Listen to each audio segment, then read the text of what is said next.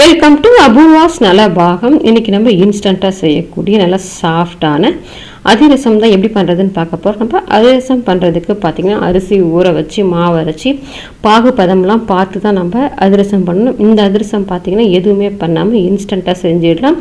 நல்லா சாஃப்டாக டேஸ்ட்டாக இருக்கும். பாருங்கள், நம்ம நார்மலாக பண்ணுற அதிரசம் மாதிரியே எவ்வளோ நல்லா சாஃப்டாக இருக்குன்னு. வாங்க இப்போ இந்த இன்ஸ்டன்ட் அதிரசம் நம்ம எப்படி பண்ணலான்றதை பார்க்கலாம். இப்போ வெல்லம் ரெடி பண்ணுறதுக்கு அடுப்பில் ஒரு பாத்திரம் வச்சுருக்கேன். அதில் மெஷரிங் கப்பால் 2 கப் அளவுக்கு வெல்லம் சேர்த்துக்கிறேன். இது மெஷரிங் கப்பால் நான் அளந்து எடுத்துக்க. நீங்கள் எந்த கப்போ டம்ளரோ எல்லா பொருளையுமே நீங்கள் ஒரே அளவால் தான் அளந்து எடுத்துக்கணும். இப்போ 2 கப் வெல்லம் சேர்த்துட்டு அதே கப்பால் 2 கப் அளவுக்கு தண்ணி சேர்த்துக்கிறேன். இப்போ தண்ணி சேர்த்துட்டு நம்ம பாகுபதம்லாம் எதுவும் பார்க்க வேண்டாம். இந்த வெல்லம் நல்லா கரைஞ்சி கொதிச்சு வர்றதுக்காக தான். எப்பவுமே பார்த்தீங்கன்னா வெள்ளத்தில் மண் தூசி இருக்கும், அதை வடிகட்டி எடுத்துக்கிறதுக்காக தான். இப்போ இந்த வெள்ளை தண்ணி நல்லா கரைஞ்சி கொதிச்சு வரட்டும். இப்போ பார்த்தீங்கன்னா வெள்ளம் நல்லா கரைஞ்சி கொதிச்சு வந்துருச்சு. இப்போ நம்ம அடுப்பை ஆஃப் பண்ணிடலாம்.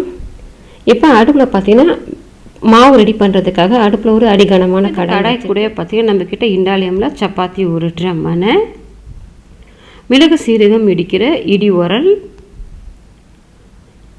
அது கூடவே பார்த்தீங்கன்னா இண்டாலியமில் தோசைக்கல், புடி உள்ளது புடி இல்லாதது ரெண்டுமே நம்மக்கிட்ட சேலுக்கு அவைலபிளாக இருக்குது. இது எல்லாமே உங்களுக்கு வேணும்னு நினச்சிங்கன்னா ஸ்க்ரீனில் நான் கொடுக்குற நம்பருக்கு வாட்ஸ்அப் பண்ணுங்கள். டீட்டெயில்ஸ் சென்ட் பண்ணுறேன். வேணுன்றவங்க ஆர்டர் பண்ணிவிட்டு வாங்கிக்கலாம். இப்போ இதில் நம்ம ரெடி பண்ணி வச்சு கொதிக்க வச்சுருந்த வெள்ளை தண்ணியை வடிகட்டிட்டு சேர்த்துக்கோங்க.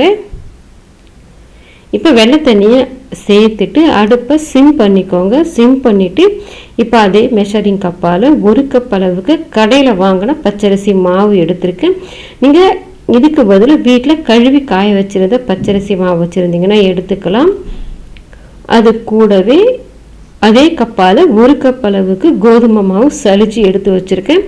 இப்போ அதை சேர்த்துட்டு ஒரு 2 சிட்டிகை அளவுக்கு உப்பு, நம்ம என்ன இனிப்பு சேர்த்தாலுமே உப்பு சேர்த்தாதான் டேஸ்ட் நல்லாயிருக்கும். நீங்கள் விருப்பப்பட்டீங்கன்னா ஏலக்காய் தூள் சேர்க்கலாம். நான் இன்றைக்கி எங்கள்கிட்ட பிடிக்காதுன்றதுனால சேர்க்கலை. இப்போ அடுப்பை சிம்லேயே வச்சுட்டு கை விடாமல் இந்த மாவு கெட்டிப்படாமல் நல்லா கலந்து விட்டுக்கோங்க. நம்ம சேர்த்துருந்தா தண்ணி கரெக்டான அளவில் இருக்குன்றதுனால மாவுக்கும் அந்த தண்ணிக்கும் கரெக்டாக இருக்கும். சிம்மில் வச்சே கலந்து விட்டுக்கோங்க. இப்போ பார்த்திங்கன்னா மாவு தண்ணி எல்லாம் ஒன்றா சேர்ந்து கட்டிகள் எதுவுமே இல்லாமல் மாவு நல்லா திரண்டு வந்துருச்சு பாருங்கள். இந்த அளவுக்கு மாவு திரண்டு வந்துச்சுன்னா போதும். இப்போ நம்ம அடுப்பை ஆஃப் பண்ணிக்கலாம். இந்த மாவு நம்ம ரொம்ப நேரம் வேக வைக்கணும்லாம் இல்லை, அந்த மாவு ஒன்றா திரண்டு வந்தால் மட்டும் போதும். இப்போ சமப்படுத்தி விட்டுட்டு இந்த மாவு மேலே வறண்டு போகாமல் இருக்கிறதுக்காக ஒரு 1.5 ஸ்பூன் அளவுக்கு எண்ணெய் சேர்த்துட்டு அப்படியே மேலே லைட்டாக தடவி விடுங்க. இந்த எண்ணெய்க்கு பதிலாக நீங்கள் நெய் போட்டு தடவி விட்டுக்கிட்டாலும் விட்டுக்கலாம். நெய் வாசனையோடு நல்லாயிருக்கும். நான் எண்ணெய் தடவி விட்டுருக்கேன். இப்போ ரொம்ப சூடாக இருக்கிறதால நம்மளால் கை போட்டு உருண்டை பிடிச்சி போட முடியாது, பிசையவும் முடியாது. மூடி போட்டு வச்சுட்டு கொஞ்சம் லேசாக ஆற விட்டுடலாம். அப்போ தான் வறண்டு போகாமல் இருக்கும். இப்போ பார்த்தீங்கன்னா கை பொறுக்கிற சூடு நல்லாவே ஆறி வந்துருச்சு. மாவு பாருங்கள் சாஃப்டாக இருக்குது பாருங்கள். இந்த அளவுக்கு கரெக்டான பதத்தில் மாவு வந்துடுச்சு, ஆறியும் வந்துடுச்சு. இப்போ இந்த கரண்டியை வெளியில் எடுத்துட்டு இப்போ கையில் ஒட்டி பிடிக்காமல் இருக்கிறதுக்காக கொஞ்சமாக எண்ணெயோ நெய்யோ தடவிக்கிட்டு நல்லா மாவை சாஃப்டான மாவாக நம்ம பிசைஞ்சிக்கணும். நம்ம நல்லா கலந்து வச்சுருக்கோம், இருந்தாலும் கை வச்சு கொஞ்சம் நல்லா பிசைஞ்சு விட்டோம்னா தான் மாவு நல்லா ஒன்றா திரண்டு சாஃப்டான மாவாக கிடைக்கும். இப்போ மாவு பார்த்திங்கன்னா சாஃப்டான மாவாக நான் பிசைஞ்சிட்டேன்.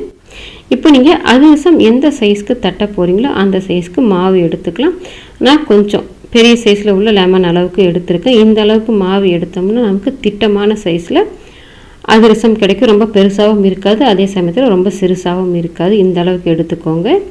இப்போ அதிரசம் தட்டுறதுக்கு நான் ஒரு பட்டர் ஷீட் போட்டிருக்கேன். நீங்கள் இந்த பட்டர் ஷீட்டுக்கு பதிலாக வாழை இலை, பாலித்தீன் கவர் எது வேணாலும் யூஸ் பண்ணிக்கலாம்.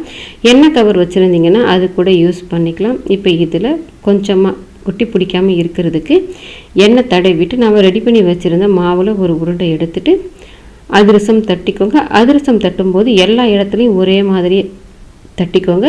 ஒரு இடத்துல மொத்தமாக ஒரு இடத்துல மெலுசாக இல்லாமல் தட்டிட்டு நீங்கள் நடுவில் ஓட்டை போட்டு அதிரசம் சுடுறதுனாலும் இது மாதிரி சுட்டுக்கலாம். அப்படி இல்லைன்னா நீங்கள் நார்மலாக நம்ம ஓட்டை போடாத செய்வோம் பாருங்கள், அந்த மாதிரி நீங்கள் போட்டு சுட்டுக்கிறதுனாலும் சுட்டுக்கலாம். இப்போ நான் அதிரசம் தட்டிட்டு எந்த மொத்தத்தில் எடுக்கணுன்றதை காமிக்கிறேன் பாருங்கள். இப்போ நான் அதிரசம் தட்டிட்டேன். நீங்கள் இந்த மொத்தத்துக்கு தட்டி எடுத்துக்கிட்டிங்கன்னா நல்லா உள்ளையெல்லாம் வெந்துட்டு மேலேயும் நல்லா சாஃப்டாக மொறுமொறுன்னு வெந்து வர்றதுக்கு சரியாக இருக்கும். இப்போ நமக்கு அதிரசம் ரெடி ஆகிடுச்சு. இப்போ அதிரசம் பொரித்து எடுக்கிறதுக்கு கடாயில் எண்ணெய் வச்சுருக்கேன். எண்ணெய் நல்லா மிதமான சூட்டில் இருக்கணும். நல்லா எண்ணெய் காஞ்சிட்ட பிறகு அடுப்பை வந்து சிம்மில் வச்சுட்டு இது மாதிரி போட்டுக்கோங்க. பாருங்கள், நல்லா பூரி மாதிரி அழகாக நம்ம பாகுபதம் பண்ணி செய்கிற அதிரசம் மாதிரி உப்பி வந்திருக்கு பாருங்கள்.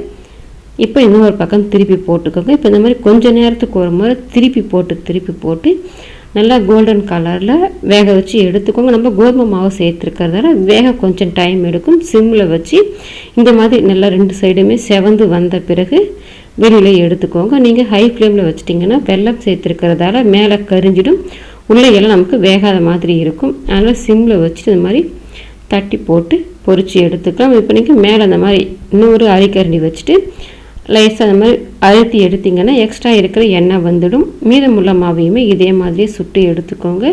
நமக்கு நல்லா இன்ஸ்டண்ட்டாக குயிக்காக சாஃப்டான அதிரசம் ரெடி ஆகிடுச்சு. நீங்களும் உங்கள் வீட்டில் ட்ரை பண்ணி பாருங்கள். ட்ரை பண்ணி பார்த்துட்டு எப்படி வந்ததுன்றதை கமெண்ட் செக்ஷனில் சொல்லுங்கள். லைக் பண்ணுங்கள், ஷேர் பண்ணுங்கள்.